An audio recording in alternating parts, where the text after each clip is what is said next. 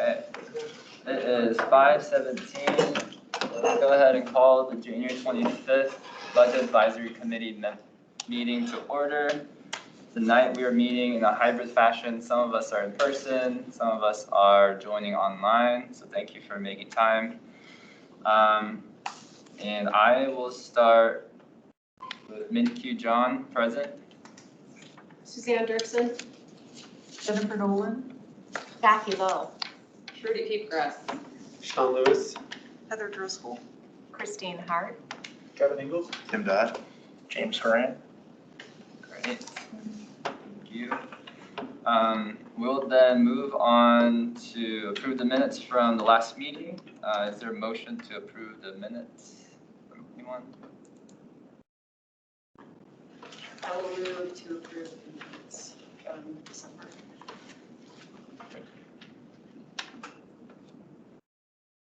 I second. Sorry, just for the record, I'm still non-voting until February 1st, so that's why I'm sitting here and not helping. Yeah, no, you're totally fine. Okay. Great. And then we will move on to the first business of this evening, which is the appointment of, it's kind of funny to say, appointment of myself for vice chair effective February 1. And then James will become a regular member, and then Peter Eckel will be the alternate member. And Minkyu, just to clarify, you are the vice chair.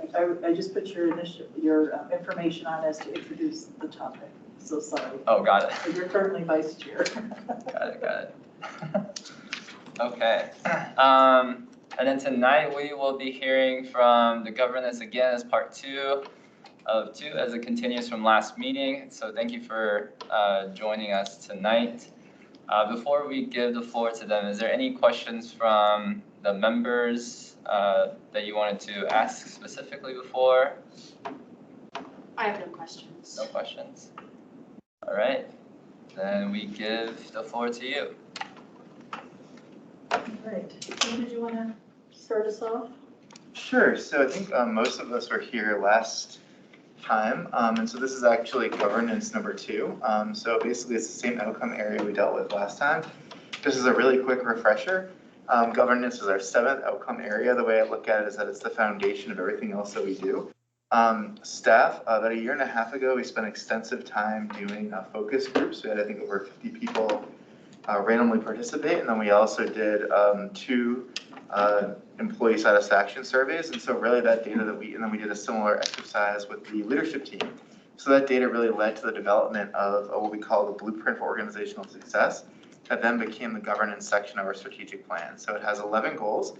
About a year and a half ago, there were also 5 task forces that basically did a lot of the groundwork that helped us kind of build out some of the structures. One example was a task force on employee recognition that led to some great recommendations that also ended up as part of this. And so we do have, I think, I looked today and I think of the 50 or so, 51 projects that we had for 2021, we finished about half of them.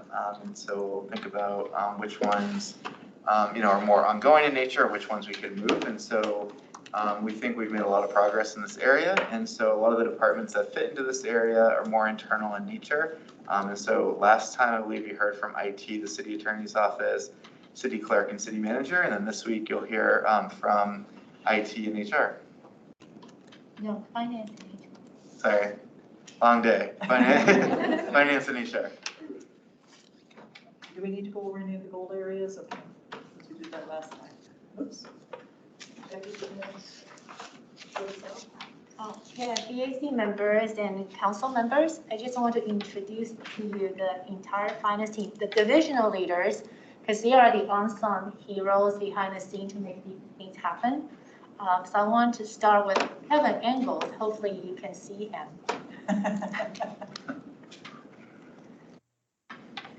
And Christine Hart, accounting supervisor. Heather Driscoll, overseeing revenue tax audit and licensing. Trudy, our newest member. I'm glad she chose to join the city. And Jenny Nolan. Okay. All right. Go ahead. So the next couple of slides, we're going to briefly go over our various divisions.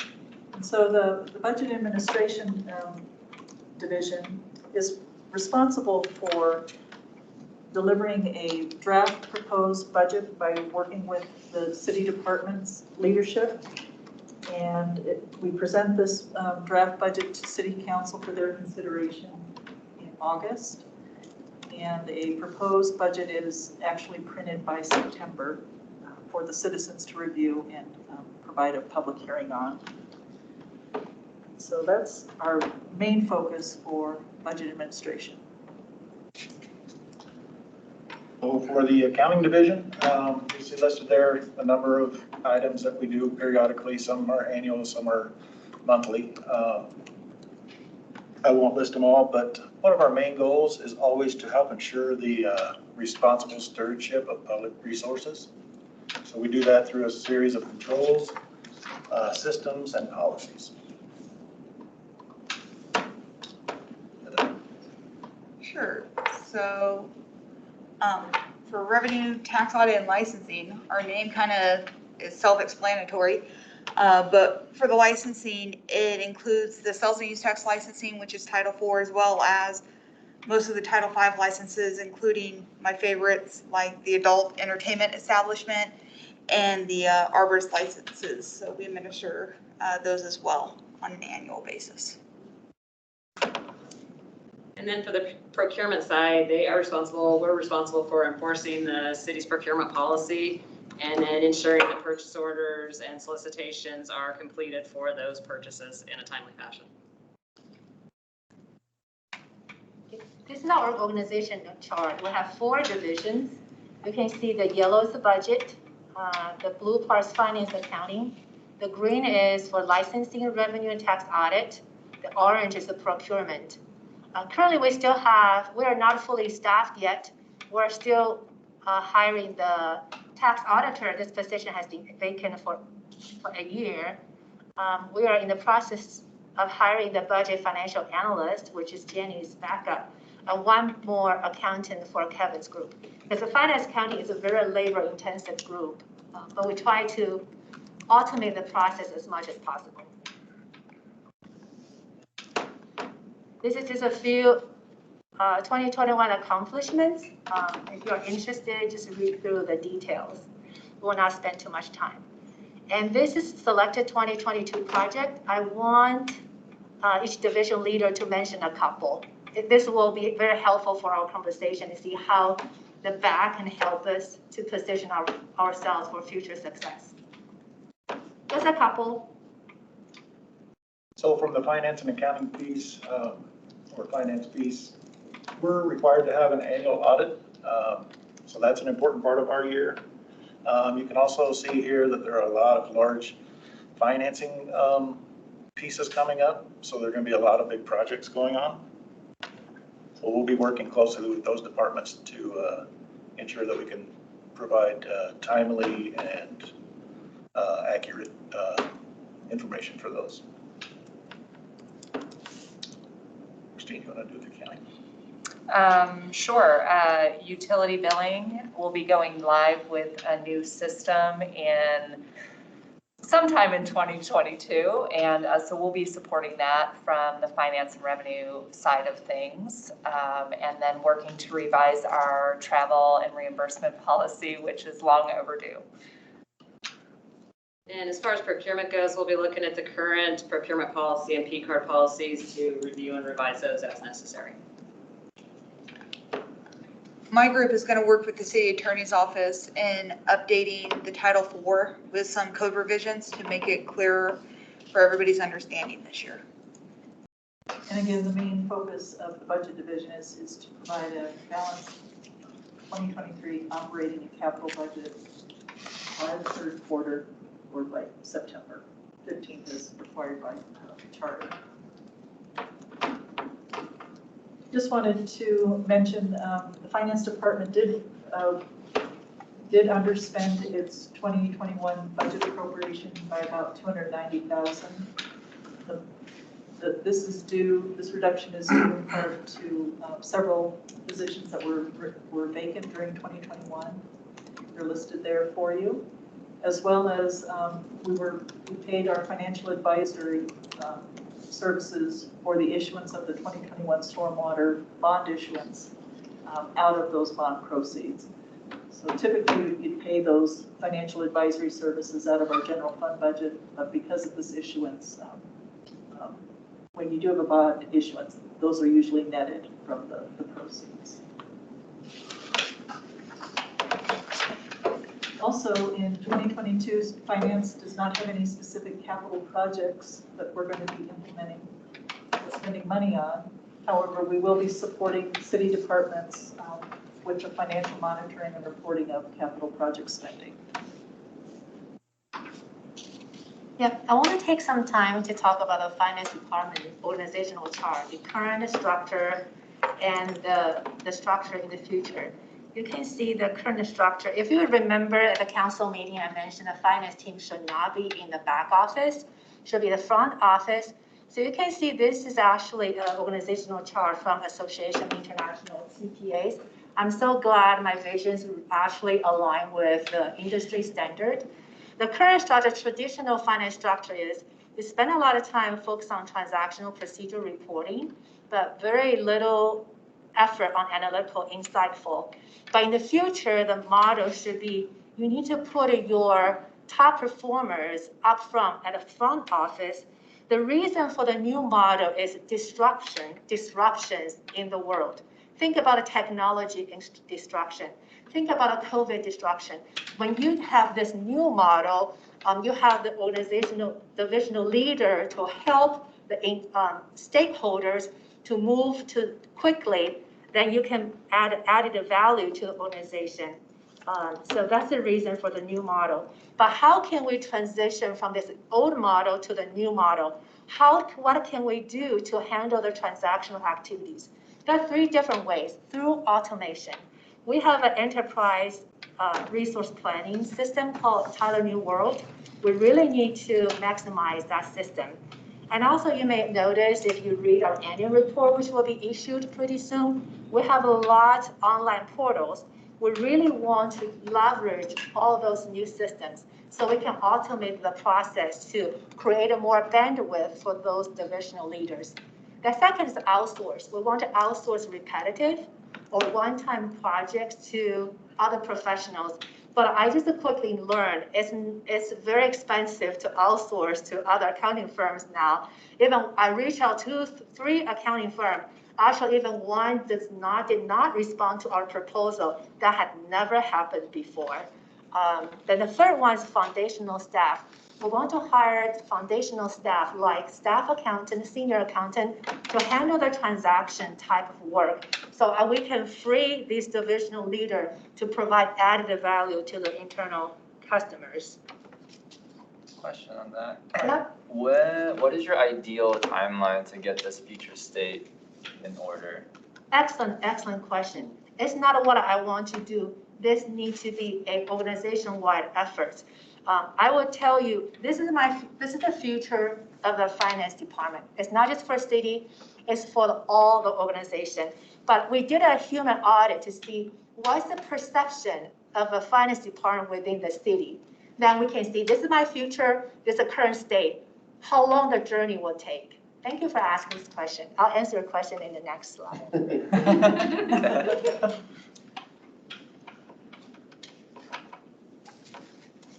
Yeah, this is the evolution of finance department from perceived role. Most of people think, oh, accountants, bean counters, you are roadblock. You ask too many questions, you probe me, you slow down the decision-making process. That's one comment. Support staff, you're my scorekeeper. Just tell me the reports account. What are the numbers? What's the status of my budget? With no analytical review or very little. Third, some people see accountants as subject matter expert, like ARPA funding. What's the new rule? What should we handle that? Just you are the expert. The fourth level, thought leader. A thought leader is original thinker, a good listener. They create different solutions. They are very creative. The next one, financial advisor. They have the expertise, experience in the finance area. They can provide insight, impact, influence decision. The business partner, my definition is not if you have a title called I'm a business partner, or you call me, hey, we are all team member, then you're a team member. My definition business partner is, does finance have a voice at the table? If we have a table, do you treat the finance department as a scorekeeper or a player? Can we play in the same sandbox? This is my definition. So I did a very quick human audit to see what's the perception of auditing in the city. And the result is bottom 3. You're a roadblock. You ask too many questions. Why don't you just open this account for me? Why do you ask so many questions? Support staff, just do what I tell you to do. If you have a chance to read the 2022 projects, if you can see the timeline, you can see all the timelines are competing with each other. So a lot of times the staff just see the finance staff as support. The subject matter expert, because like think about audit, the tax audit, what's the Title 4, what's the Title 3, what's the current process, what's the code, what's the charter, they have to refer to the finance team to give them an answer. But we are not near to be a thought leader to the internal stakeholder, financial advisor, or business partner. There's probably 1 or 2 departments I can see them see us as a financial advisor, but we have a far way to go. It's a journey. It depends upon how mature the leaders work together. I have to say I'm very immature too. I just joined the city a year ago. So we really need to, some of the leaders, directors that have been with city for only a few months. So how can we create this kind of environment?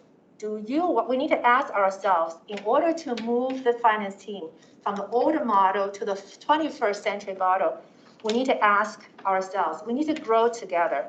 First, what kind of role do you want a finance to play?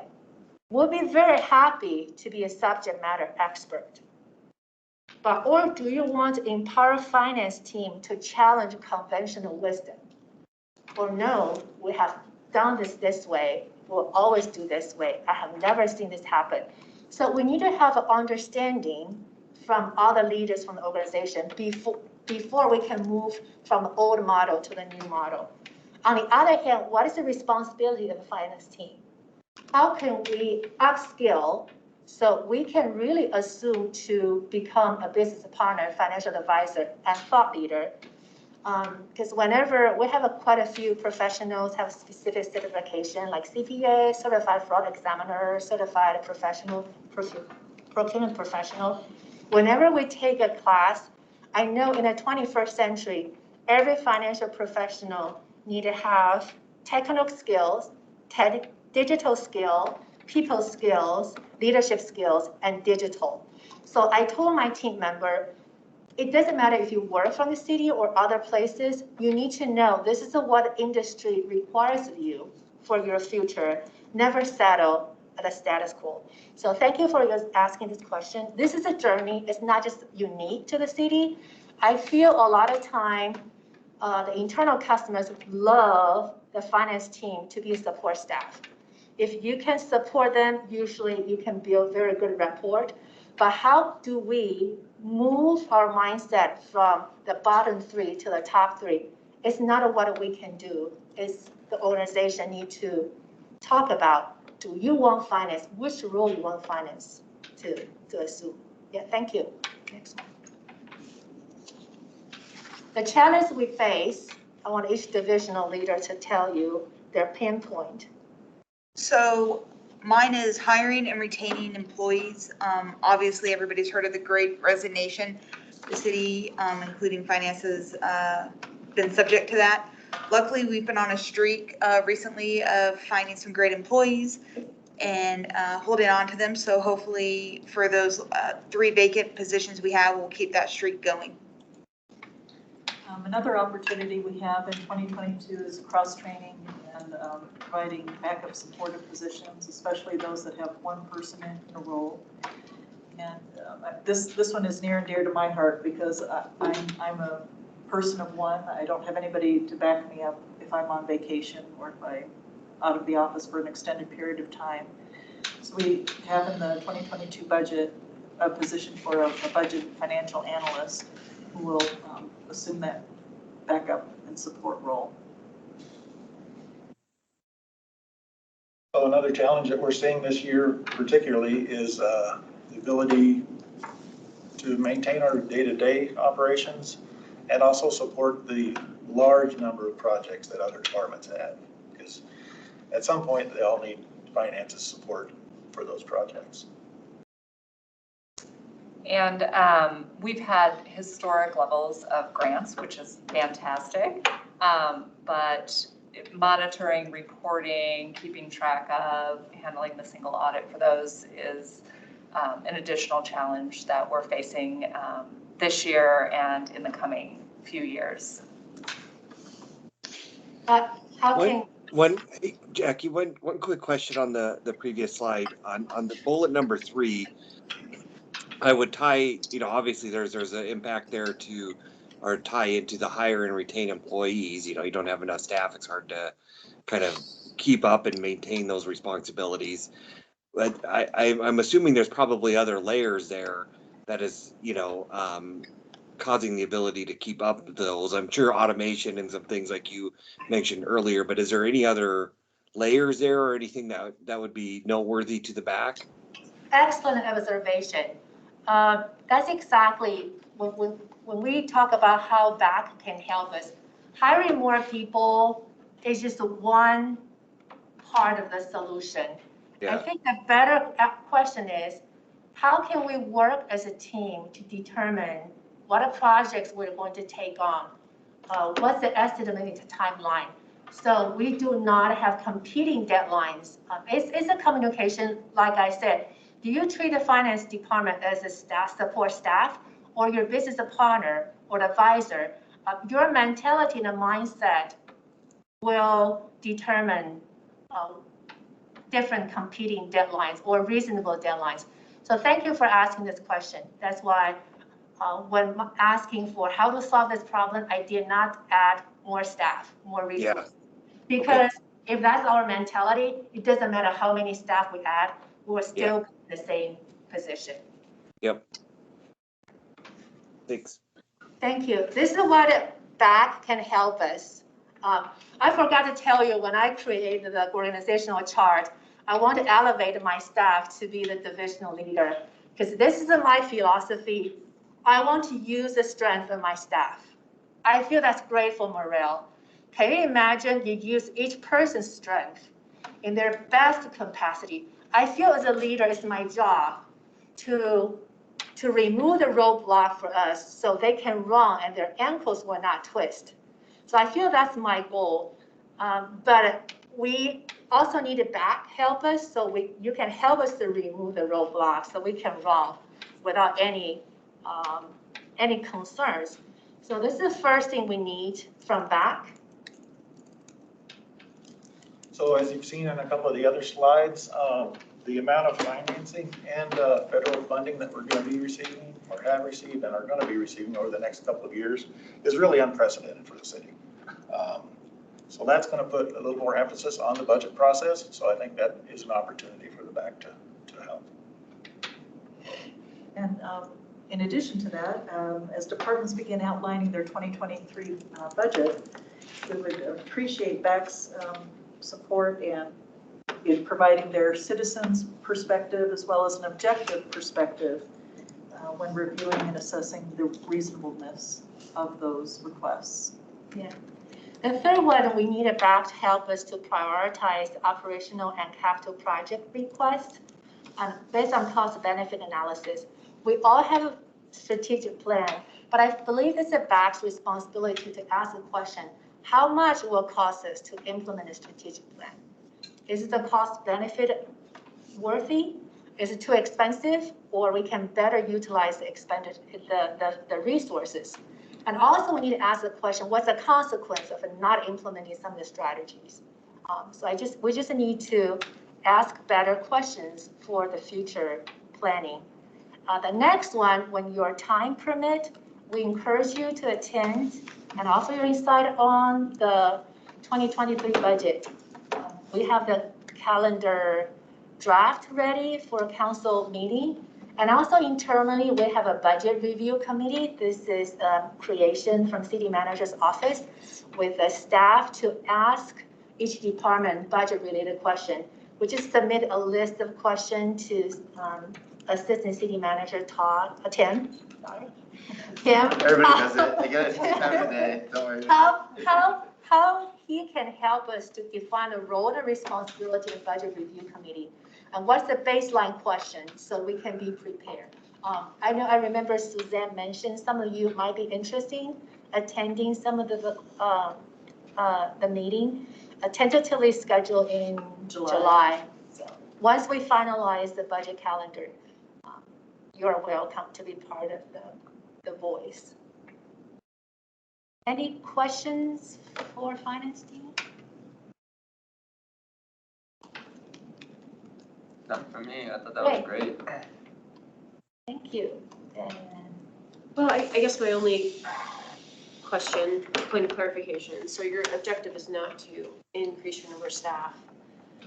But that said, it's still important to attain an additional tax auditor and somebody to support Jenny. correct. And there's an accountant we're thinking about grant, because all those positions are self-funded. Think about one sales auditor, how much money we can bring in. When we have analysts, we can adjust our rate structure, and also with the staff accountants, with all the federal funding received, those positions are basically pretty self-paid. And with that, we do have the auditor built into the budget. It's been there for the last couple of years. We just haven't been able to fill it. And so, but prime example, our one auditor has brought in close to $1 million. So if we can get another one that performs at that rate, obviously, Yeah, it definitely is beneficial. wow. That's impressive. Yes, she does an excellent job. How long has that spot been vacant?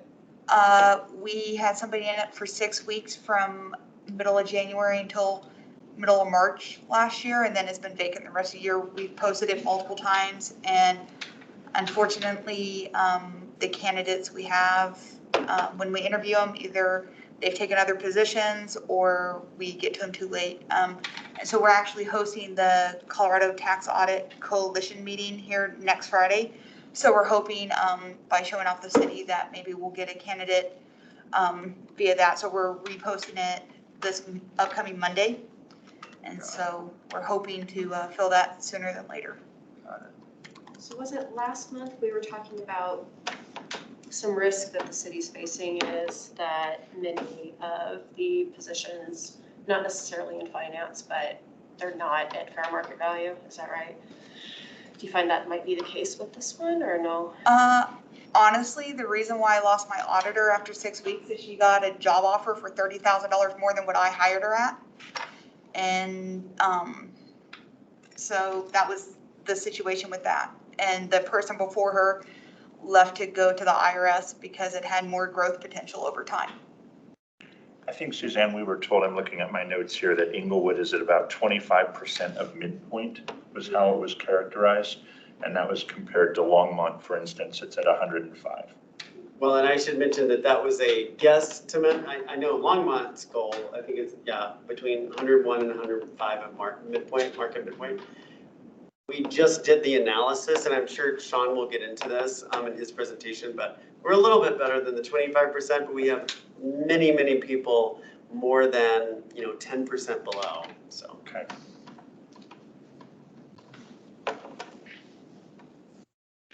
So Sean, are you ready? I am. I just wanted to wait until I was called upon. So Okay. I can't see you on the screen, so I'm not sure. No worries. I'll move the slides forward. All right. So I want to thank everybody I don't have my whole team here, but I do want to recognize the other members of the HR staff. So in addition to myself, Sean Weisky, the director, I have Rhonda Tucker Dickerson, who is my senior HR VP, who focuses on diversity, equity, and inclusion. Alexa Han Dunn, who's also a senior HR VP, who focuses on classification and compensation. We just hired her last week. We're very excited. Katie Fowler, HRBP, who is responsible for the city's recruiting, and Jean Bordewick, who is the department assistant for human resources. Michelle, sorry, what does BP stand for? Business partner. Thank you. Sorry about that. So HR business partner is the HRBP.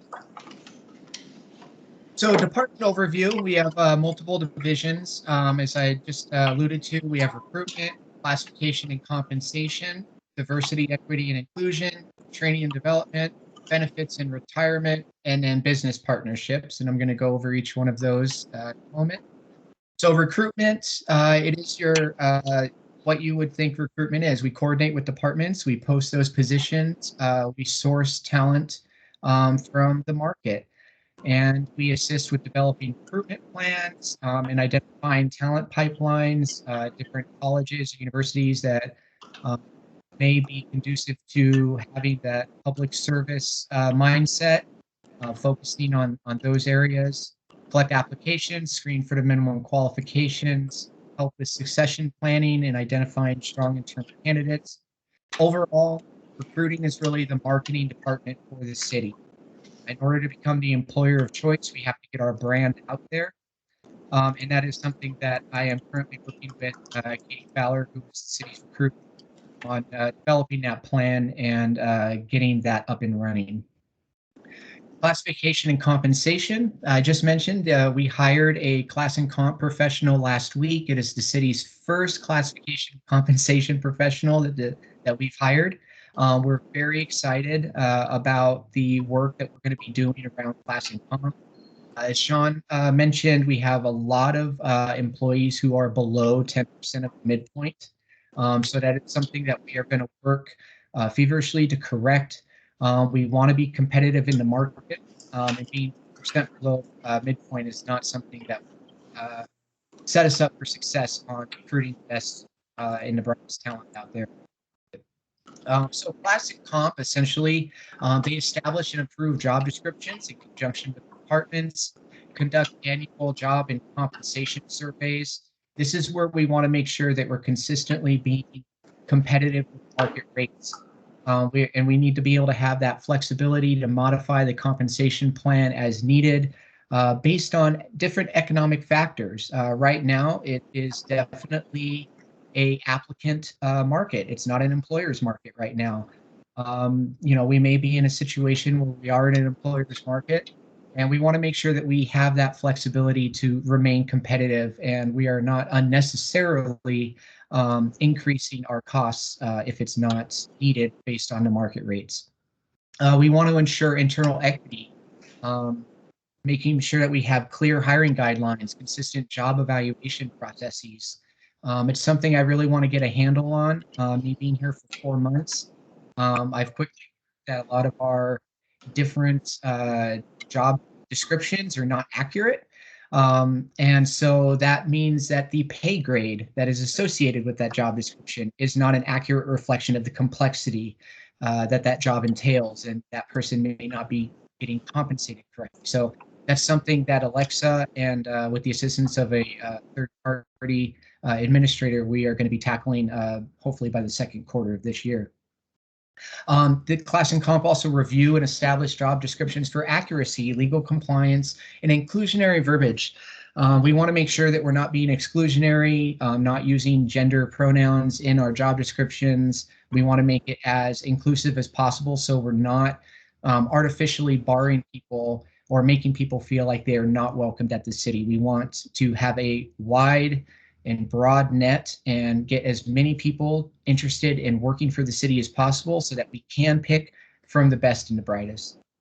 And we also want to make sure that there's meaningful organizational structures in place throughout the departments.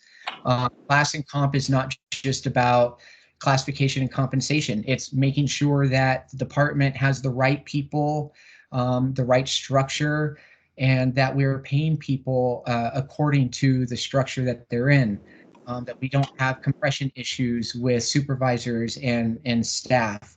So it all ties in with compensation, but the organizational structure is extremely important, and it's an extremely important part of classification.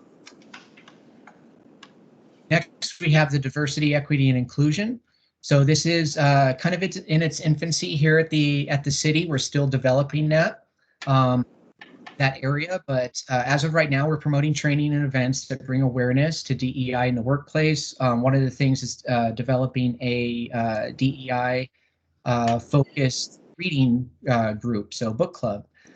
We engage coworkers in DEI conversations and trainings, making sure that people feel that they are included. That's part of the Choose People as well.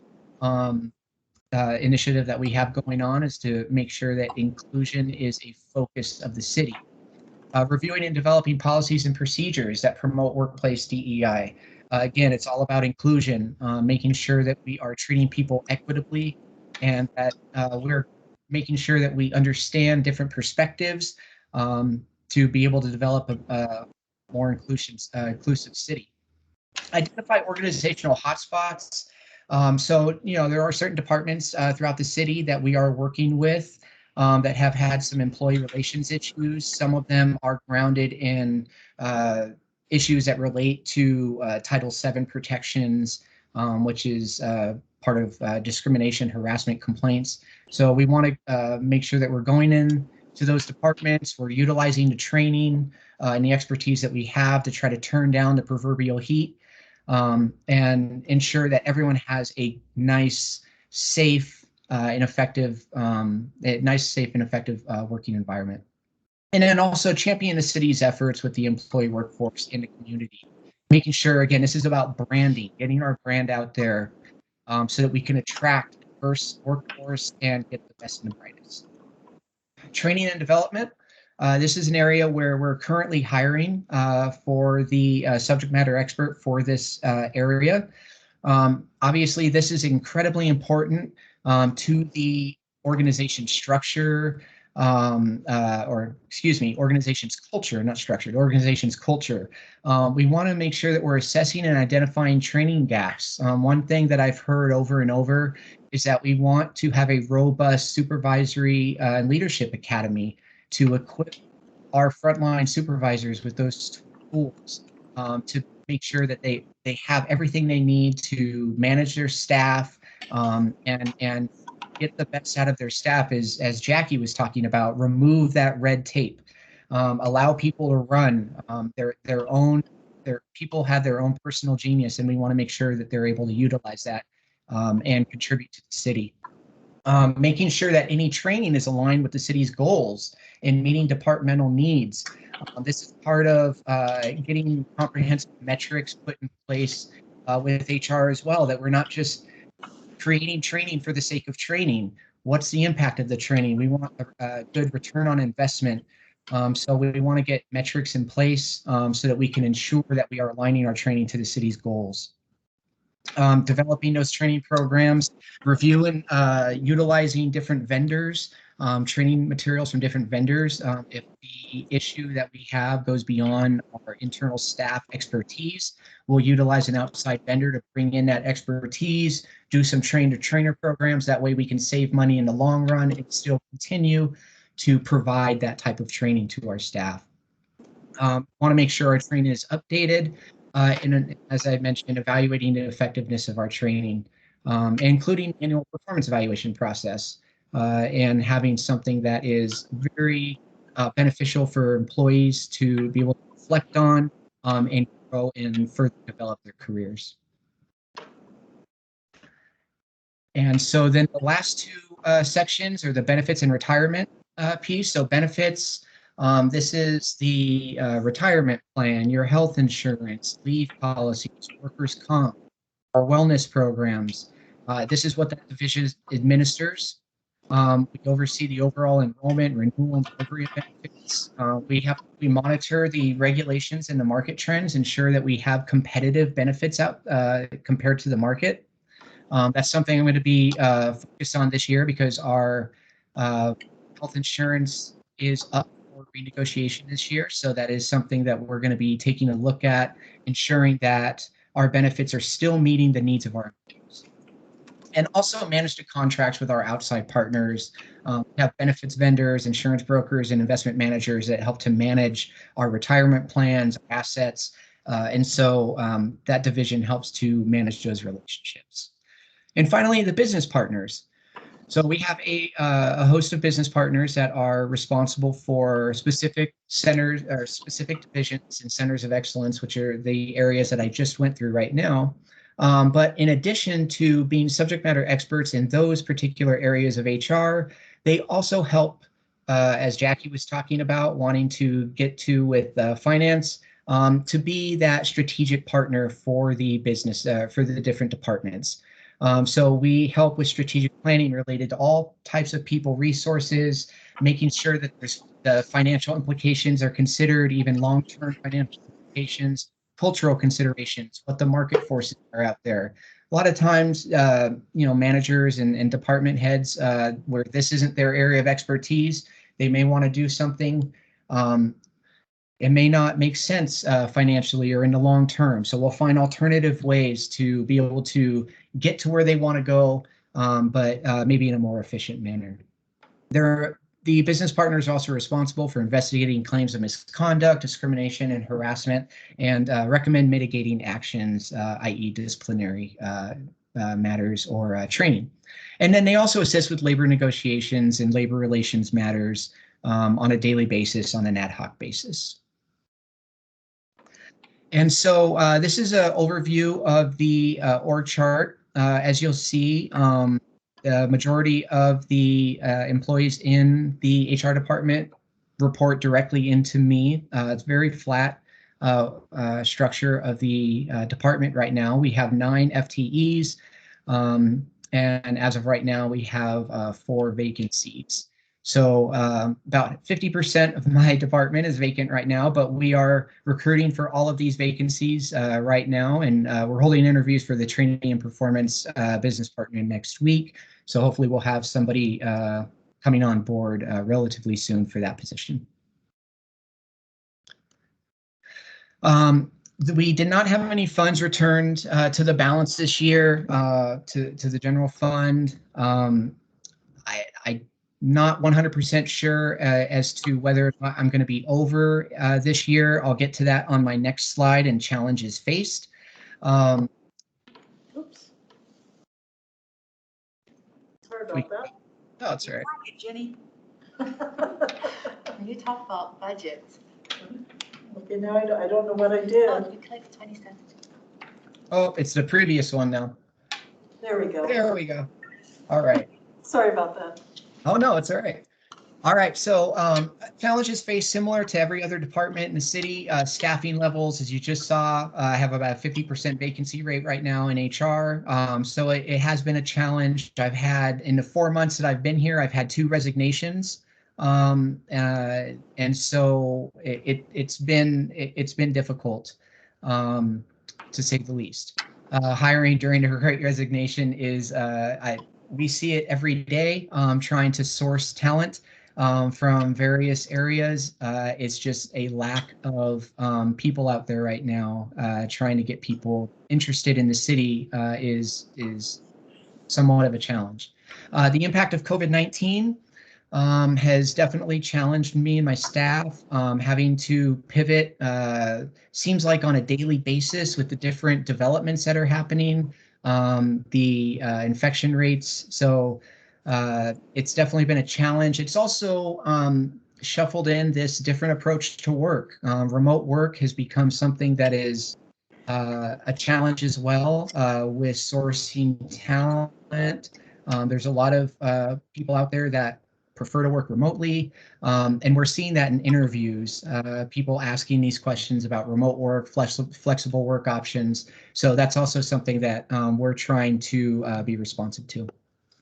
Competitive benefits and salaries, as Sean mentioned, we do have a significant portion of our employee population that is about 10% or more below the midpoint of their salary range. Part of that may be salary grade issues, that they weren't placed in the right salary grade, and now they're in a different one. They started at the very bottom of the salary grade, and 10 years later, they're still 10% low. So it's something that we're working on and that we are hopefully going to be remedying here very soon.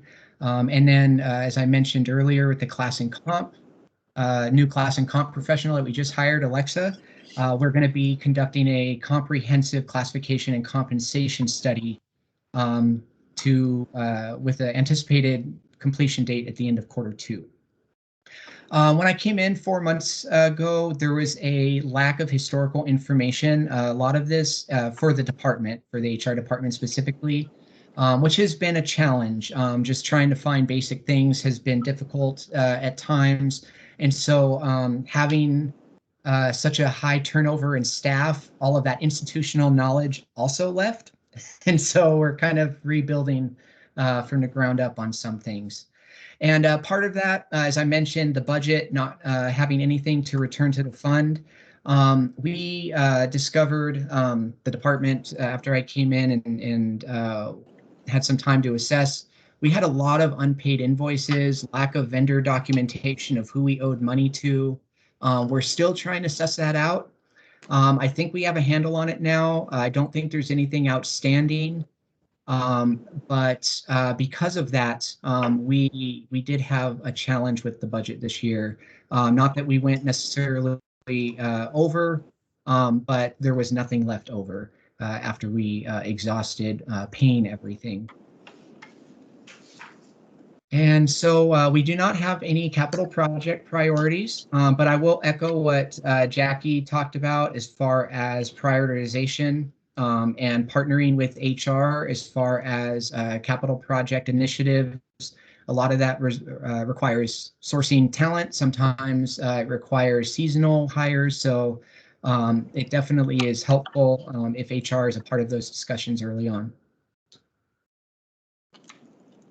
And so because we don't have anything, I don't anticipate any assistance or help from the committee. But if there is anything, I will definitely be reaching out, and thank you very much for your time tonight. Sounds good. Thank you. Any questions from the group? No. Got it. Well, thank you, Sean. Appreciate you coming on and explaining a lot of the stuff that you covered here. You know, I do have a question. You had a bullet point on invoicing, right? That's Is he still there? It's disturbing. So to be clear, that was accounts payable or accounts receivable? Is that lost revenue or we were in deficit? Yeah, these were that we had to pay. These were bills that were unpaid bills that we discovered that we had. That took up a lot of staff time to be able to suss through and ensure that we were paying who we needed to pay, and that we got those payments in before things were escalated. I should just Thank you. Yep. Cool. Moving on to the next business agenda item here to discuss changes to new department presentation format. If any feedback from the members on what's been working, what's not working?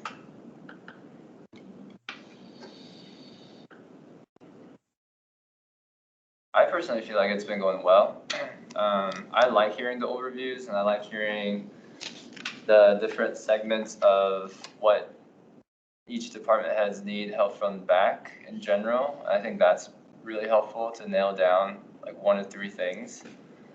So that's my opinion on how it's been going. Yeah, I feel the same.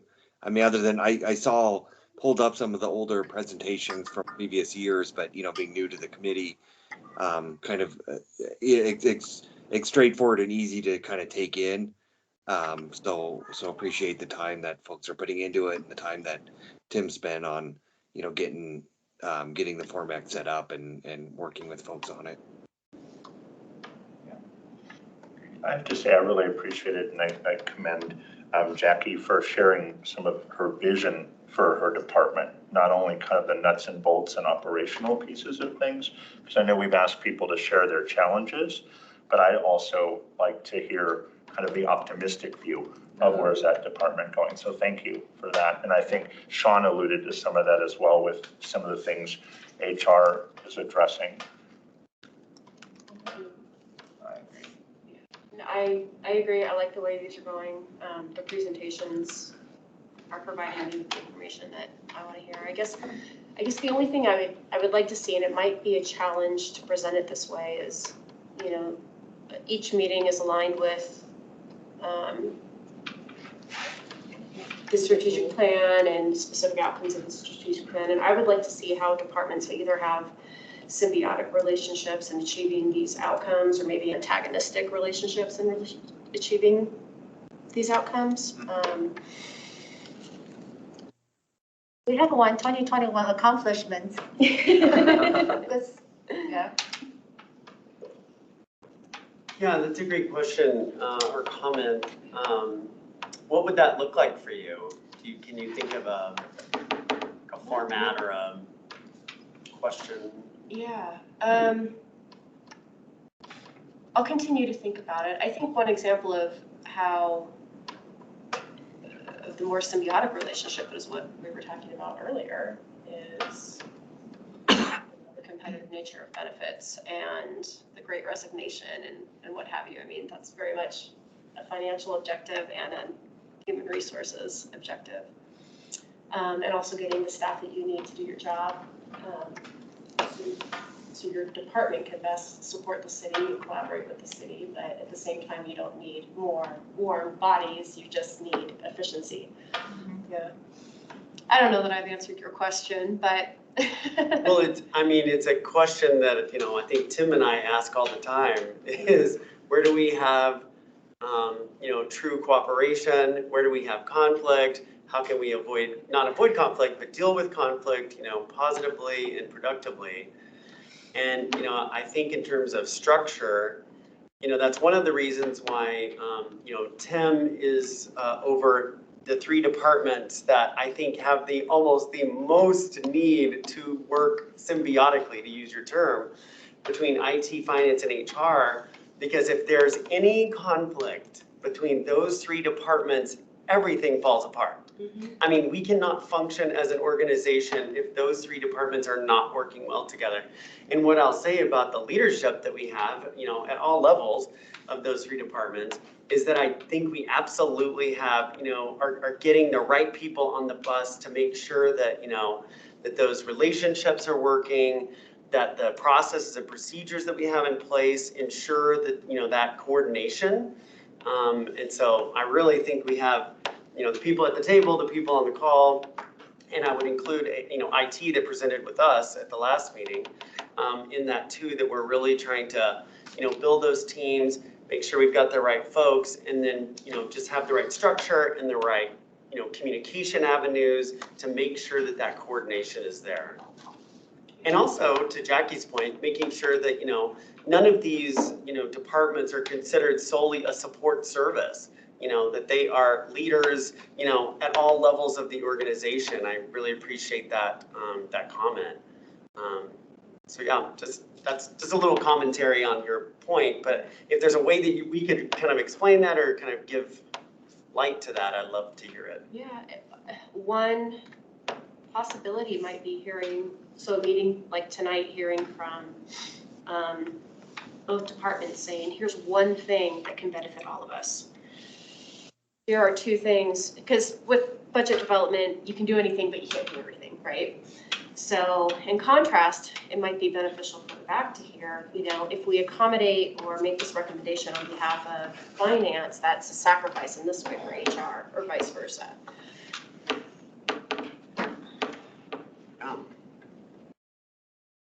Might be another question that we add to the future presentations. I wonder what, we're going through a revision process of the strategic plan. So one of the things the city council will do this Saturday is set priorities as part of the plan. And so, we've tried kind of internally to do matrices to basically track projects that map into the strategic plan the most, that have the biggest priorities, and that also cut across a variety of different departments. So potentially once those priorities set and we've kind of finished the mapping of projects, maybe that could be something that, for the departments that present maybe after February or so, that we're able to maybe highlight a few kind of interdisciplinary projects that tie to strategic plan priorities and that they're working on together, that cut across a lot of departments.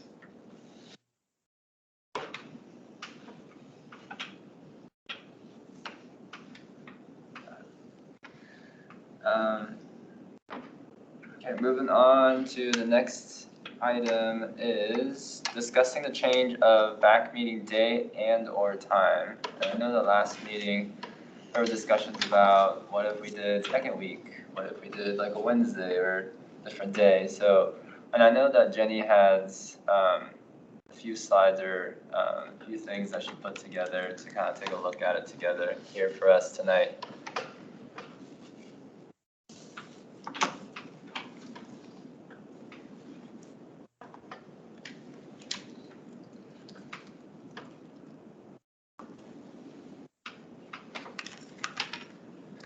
So typically, there aren't any meetings scheduled on Mondays because those are council meeting nights, because many of the boards and commissions have a council liaison to those boards and commissions.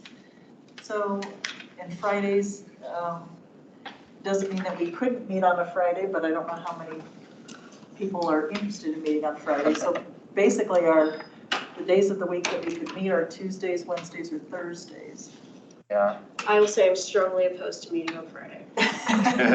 Just put that out there. Yeah, I would agree. I actually like the time that we have. I think it works great. But I think if I'm seeing this right, and if others agree, second week Wednesday, I think 5:15 or around that time seems open. Or third week on Tuesday, that time seems open. I know that you said that like with work, the first and the last week are sometimes pretty hard to kind of make that adjust, and I mean obviously with holidays too. And I think I heard that you also have commitments with Code Next. Yeah, so the easy way to look at that is wherever you see P and Z, most likely right before that. So, but that's also, that has, an end point. Yeah. I worry about either staff or council burnout on that second Wednesday. I would, I don't know the overlap between BAC and Board of Adjustments and Appeals. Would there be any overlap with Manager Lewis or? On Wednesdays? That second Wednesday. Yeah. Did I hear you correctly? Did you say second Wednesday? Yeah, it seems open. That would be my only hesitation with that day, is I don't want to create any staff burnout by having a full day in the office and then having a BAC meeting and then a Board of Adjustment and Appeal meeting. Am I making sense? You are. Okay. I don't know who's all on the board of. Yeah, sorry, I'm looking at you because. So I'm not exactly sure. Yeah. I know I would not be affected. Yeah, we typically don't. I mean, the only other meeting on there that I go to every time is the Sustainability Commission on that Tuesday. Otherwise, I don't. Yeah, I I really mean, know the others. there's I blank believe boxes on- Thursdays. Yeah, Thursday, Yeah, I believe on Wednesdays, and where it's only temporary, I'm looking, but and John can correct me, but I think that's Elevate Englewood, because my wife's in that, I know is on Wednesdays as well. But So that's another activity that's kind of going on within the city. It's a great point. Yeah, that's, it's running, I think, for about 3 more months, yeah, through April, and that's 2 Wednesdays a month at 6. Yeah. That's usually about 2 hours. I mean, my concern with anything we see on the screen there is, I don't want the BAC to be the reason that staff, council end up getting burnt out on any given weeknight, so. Yeah, no, that makes sense. Would either of those Thursdays work, first or third? Yeah, Thursdays are I fine. think that third Thursday, I think that seems doable. I have a business meeting You have a business first meeting. Thursday, yeah. Gotcha. Well, So let's go And back. restorative, I think we're again, it's out kind of outside of this. I think restorative justice has been on Thursdays, if I recall as well, but I don't know if that's a standard night for them. Again, not necessarily conflicting with us, but just keeping in mind other activities and folks, you know, part of this that may be joining. So I'm not trying to be resistant to change, I just want to throw this out there. Are we trying to fix something that's not broken? Or is this, are our fourth Tuesdays the best of all options right now? Yeah, so if hypothetically we did change the time, when would it go into effect? Or is it up to us to? It's up to us. Okay, got it.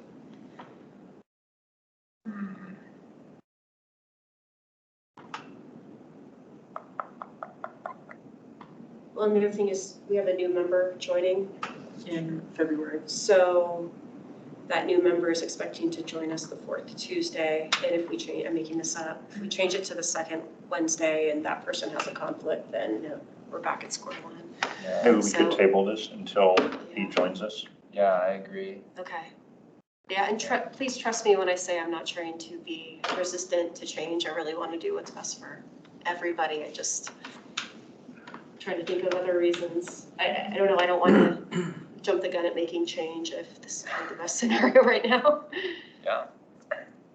That makes sense. All right. Then next up is the follow-up response from City Clerk's office regarding records management. This is a pretty lengthy response, so I don't know if there are any follow-up questions.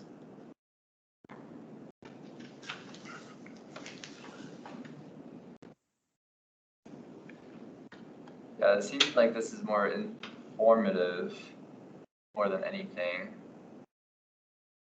So maybe we just take 10 minutes of our time to just read this over Yeah, instead of during this meeting. I'm in favor. Okay, sounds good. And then just looking ahead, next month we've got sustainability, Parks Rec, and library and golf coming to speak that night. Then we got local economy and neighborhoods. In April, we've got safety, police department, and municipal courts. Then in May, we've got transportation. So just a couple of things to look forward to the next couple of months. So we will only hear from Public Works for the transportation night, right? Yeah, so I think you heard from them right during infrastructure as well. Yeah. I think so. So this would be their second time in front of, but yes, they'll be I the should- only, they'll be the only department that night, yes. That's what I'm trying to ask. Yeah. Perfect.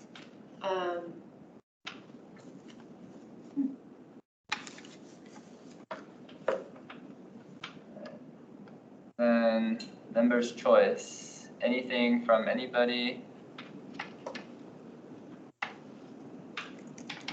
I have a question that I was supposed to ask when HR was presenting and it escaped my mind until now. Do we still have HR? Are you guys still there? I am still. I will let you go eventually. With all of the training that you were talking about, what might be the cost of any of those trainings, and how do you measure the outcomes, the success of those various trainings? How do we know Yes. that we're getting return on investment?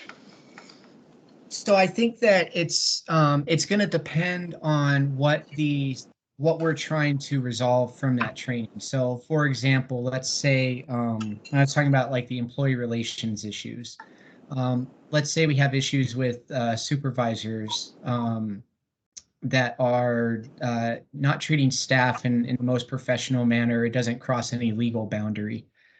And we're seeing that type of issue result in excessive absenteeism, low morale, where people are having to have overtime because people aren't performing their job.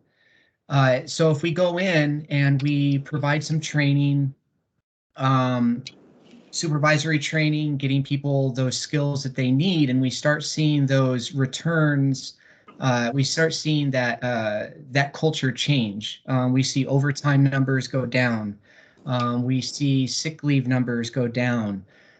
We see productivity go up by however that's measured in that specific department. That's how we can know that training was effective. But we need to get those metrics in place. So we need to be able to track where are employee relations issues coming from. And I don't know if there's employee relations issues in this department, but let's just say facilities.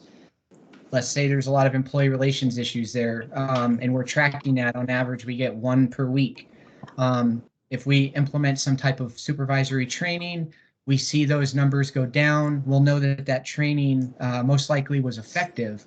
And if we see even more tangible numbers with overtime or sick leave numbers going down, that's how we'll know that we had that good return on investment. So it's really going to depend on what problem we're trying to solve and ensuring that we have the metrics in place to be able to measure that. Thank you. Got it. Well, thanks everyone for joining. I think this concludes the meetings for tonight. Thanks, Jenny, and everyone for coming. Thank you. Thank you. Thank Thank you for your time.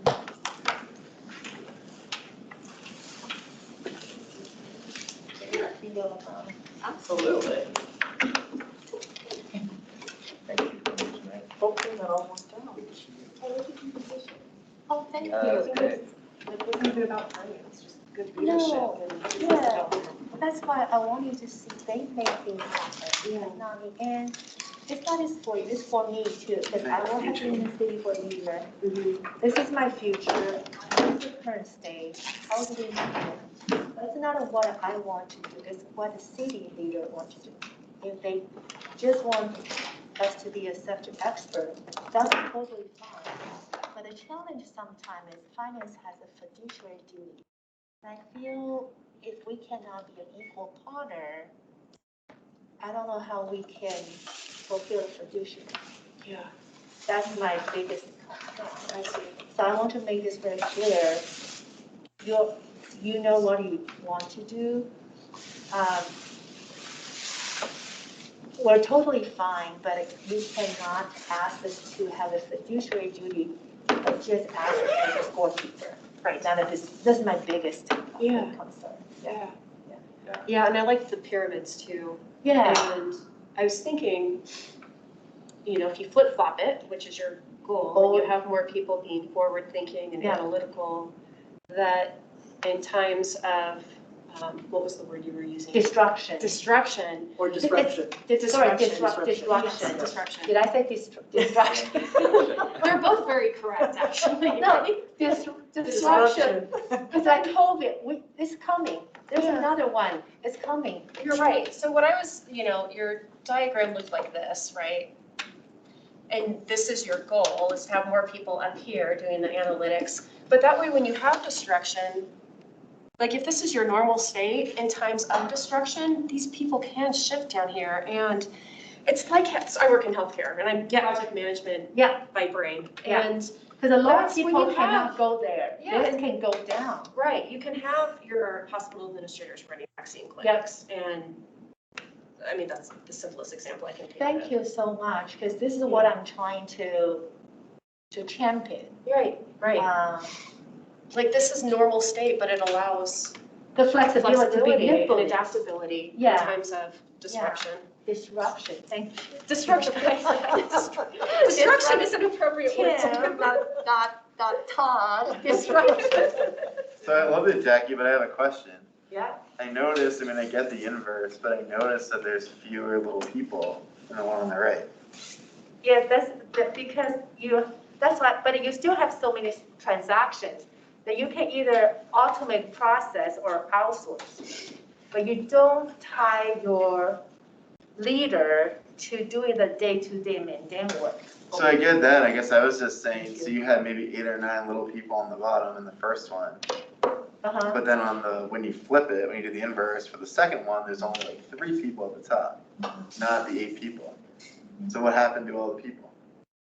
We want to have the people doing the day-to-day work. If we can outsource or we can automate, then we can elevate the current. Are you going to count like how many people down? Well, that's kind of where I was going with it, was your point about, that's pretty drastic change. It's very drastic. That's why, yeah, that's what I say is a journey. If we are not there yet, or it will take us some time to, because it's also dependent on what the city needs. If the director feel, no, we don't need that kind of finance team to be thought leader. I don't want you to speak into my area, or that'll be fine too. It's what the directors want, yeah. And we're gonna have natural attrition just with the lower birth rates as we move forward, you know, in future years. This isn't gonna happen overnight. Yeah, no, it's a journey. It's not just city, it's Yeah. for every organization. So you are gonna have Yeah. fewer and fewer people, and so, but yet the work still has to get done. How are we best going to meet the day-to-day needs, as well as being forward-thinking And these people around the table today, they have the ability to become that role. If they don't, I dare not to bring this up. Yeah. I'd be curious to know how you get to automate so much because. Well, there's so many things we want to do, but we've been busy supporting other departments. Yeah, Just like the travel reimbursement process. yeah. Even I cannot complete that form, I feel very embarrassed. I was gonna ask, like, what challenges are you having with that? But it must be, I mean, I get it. But anytime there's a form, you have to write up for signatures and reconcile it with. Yeah, we have a fund as well, but